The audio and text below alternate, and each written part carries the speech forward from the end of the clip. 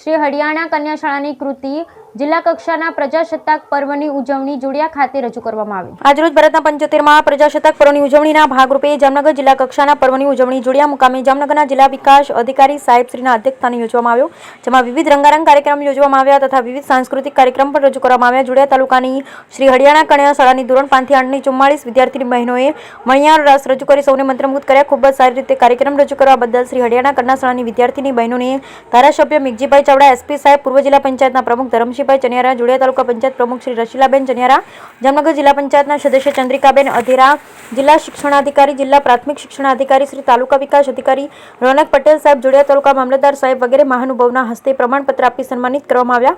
સન્માન મેળવવા બદલ શાળાના આચાર્ય શ્રી મકવાણ અરવિંદભાઈ દ્વારા બાળકોને અભિનંદન આપ્યા। બ્યુરો રિપોર્ટ સરહદ એમ રાવલ।